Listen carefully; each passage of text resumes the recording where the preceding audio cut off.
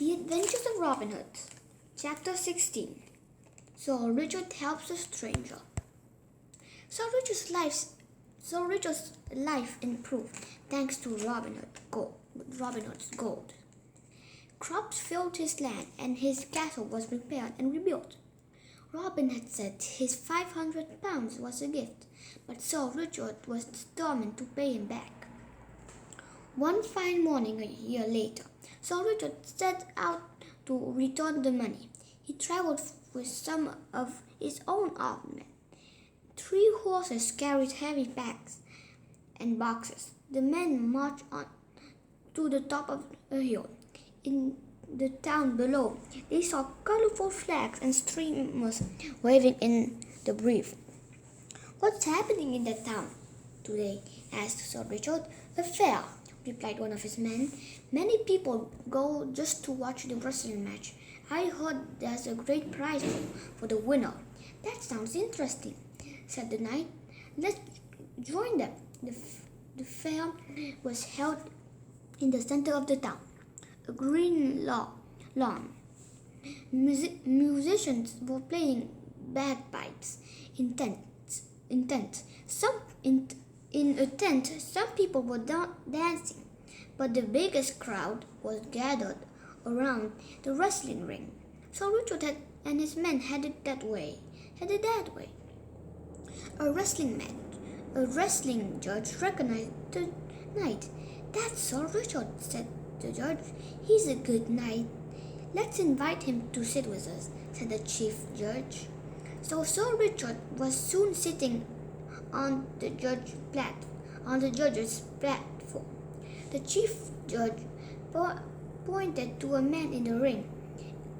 "Egbert from Stoke is the best wrestler today." "Who's wrestling against him?" asked Sir Richard. "One of our own men from this town," the chief judge said proudly. "He's known as William with the scar." Sir Richard watched the wrestling match with great interest. William with the scar soon won the match. The crowd cheered. William walked all around the ring, daring anyone to wrestle him. Who'd like to face me now?" he called to the crowd. "I'm the bravest wrestler in all the land." Suddenly, a loud voice cried out, "I'd like a turn." A young man stepped into the ring. He was not as heavy as William, but he was taller and broader in the shoulders. The 2 men began to wrestle. It was clear they were almost equal in strength, but suddenly the stranger grabbed William and threw him to the ground. William didn't get up. He lay there with his eyes closed. "If you've killed him, you're in trouble," shouted one of the judges. "He's my cousin." "He knew the risk when he started the wrestle," said the stranger boldly. Richard turned to one of the judges. He is right. The match was fair." 3 men raced forward to lift William from the ground. Fortunately, he was not dead, just dazed from his fall. The chief judge presented the prize to the stranger. Young man, this is yours." The crowd booed. So Richard scratched his head as he stared at the winner, trying to recall his name. The stranger had beaten William so quickly and so easily. Soon the young man left the ring and began to walk around the fair.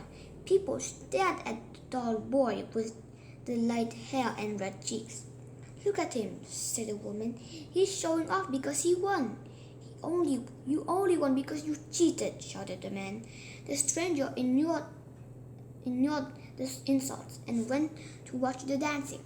Suddenly, a man threw a rock at him in the head. A burly blacksmith picked up a staff and shook it in a threatening way. More rocks were thrown at the stranger. Blood dripped from a cut on his forehead. Meanwhile, Sir Richard had just remembered the young man's name and hurried after him. "Stop attacking helping him!" cried Sir Richard. "This is the great David of Doncaster. David is one of the best wrestlers in England and one of Robin Hood's men." The crowd gasped and stepped aside to let Sir Richard reach David. "Thanks for rescuing me," said David. "Robin will be grateful too." "I'm on my way to see Robin now," said Sir Richard. "Come with me." Robin Hood was waiting for Sir Richard when both men arrived in Sherwood Forest. Sir Richard leaped from his horse and hugged Robin. "I've kept my word and brought back the money you gave me." At first, Robin refused to take Sir Richard's money, but the knight insisted. "Put this money in our treasury," said Robin to David. "We'll use our £500 to help Sir Richard. Now we'll use his gold to help someone else."